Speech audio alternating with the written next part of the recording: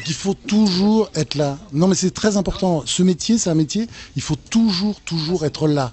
La présence. Moi je dis toujours d'ailleurs aux gens dans les journaux, vous savez, qui veulent avoir des responsabilités ou comment dire, tu t'emmerdes pas, c'est la présence. Hein, voilà, c'est dans un journal, il faut être là, présent toujours. Moi, vous savez, je me souviens, bon, j'ai fait des tas de choses dans ma vie qui m'ont beaucoup frappé, mais il y avait au moment de l'attentat de la rue des Rosiers, c'était dans le Marais, dans les années 80.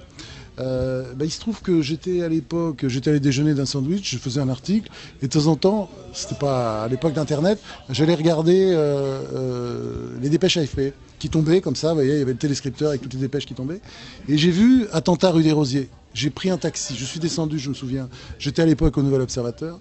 Je suis ressorti par la rue d'Aboukir, je suis allé à la place des Victoires. J'ai pris un taxi, et je suis allé rue des Rosiers. J'étais le premier journaliste, bien entendu. Il n'y avait pas de témoins et rien. Ils ont fermé. Vous voyez, donc je me suis retrouvé enfermé par les policiers dans la zone.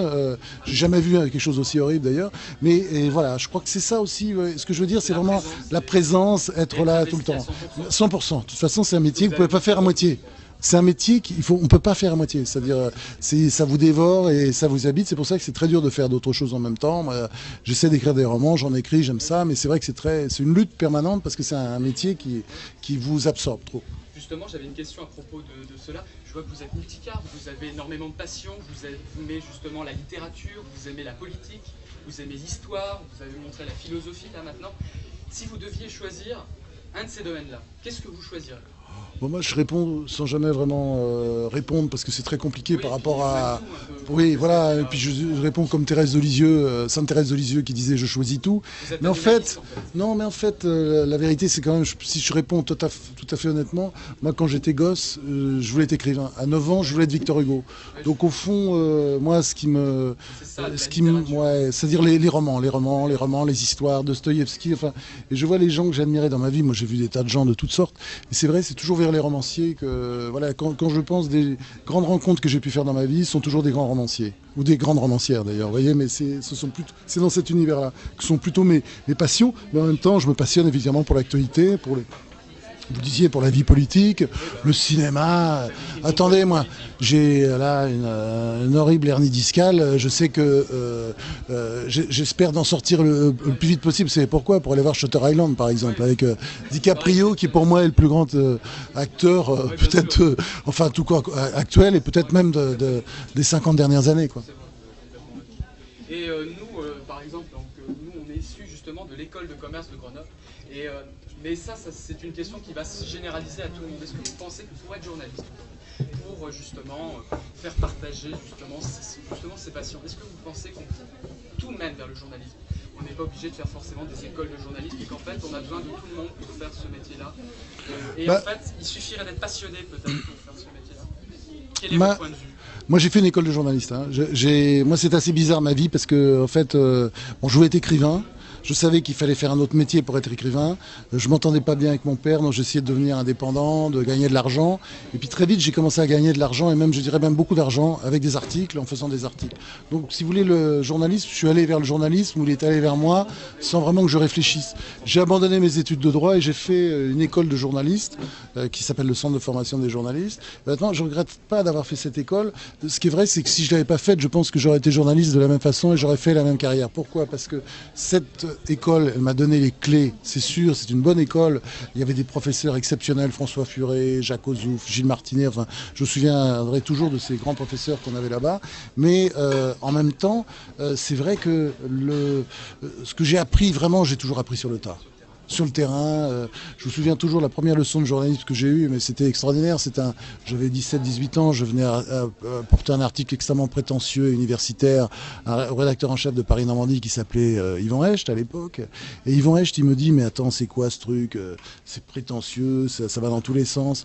Un article, c'est une idée. Il m'a donné une leçon de journalisme, mais en très peu de temps. Je veux dire, en 3 minutes, je comprenais comment on faisait un article. Et d'ailleurs, je lui ai apporté après un article qu'il a publié. Et donc, le journalisme, vous voyez, ça s'apprend comme ça sur le tas.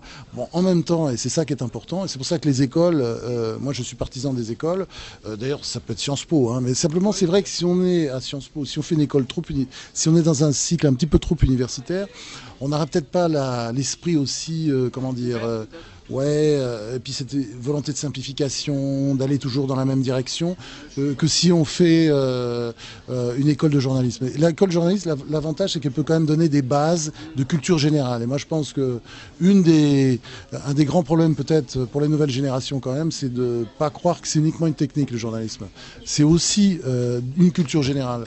Hein, des repères historiques, enfin il faut voilà. Donc je pense que la culture c'est très important. Est-ce que vous avez encore quelques temps de consacrer? Bah, si vous voulez encore, oui, allez-y. Oui. Ouais. Là, c'est un sujet qui nous intéresse tout particulièrement. On parle des quotas qui sont placés pour l'entrée aux grandes écoles. Qu'est-ce que vous en pensez? Je demande à vous parce que vous êtes très, très impliqué quand même.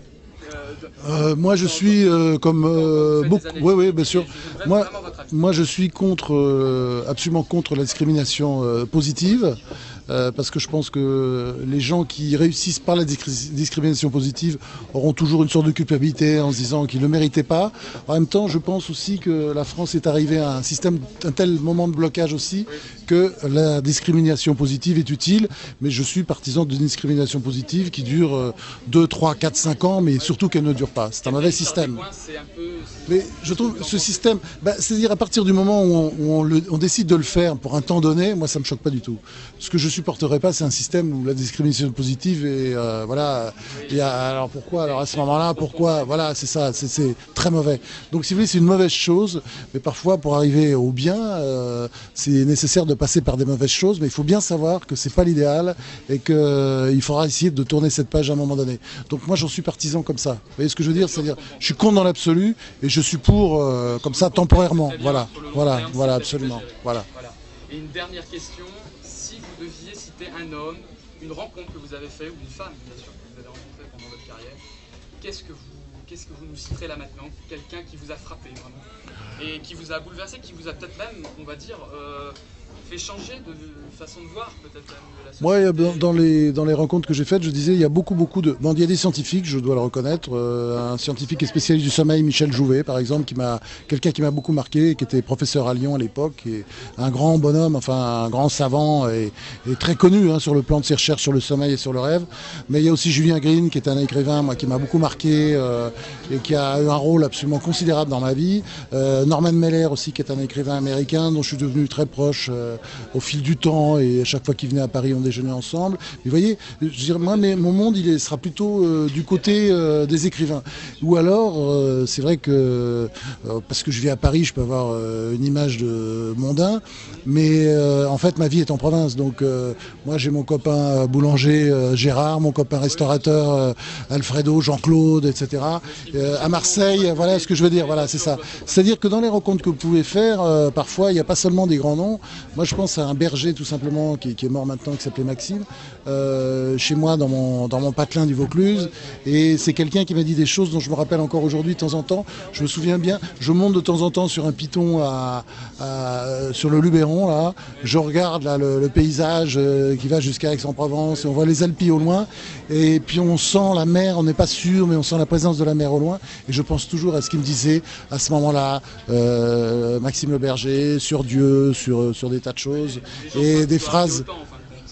Non, mais ils apprennent aussi, quoi. Autant non, parce que moi Julien Green m'a énormément appris. Il m'a appris notamment à écrire des romans. Et je pense que j'écrivais des romans avant, et j'écrivais des romans évidemment après la rencontre. Et il est mort maintenant depuis longtemps. Et c'est vrai que il m'a appris à écrire. Ça, j'en serai toujours redevable. Oui. Bien sûr, parce que grâce à lui, j'écris pas de la même façon. Et voilà. Merci, c'est moi qui vous remercie.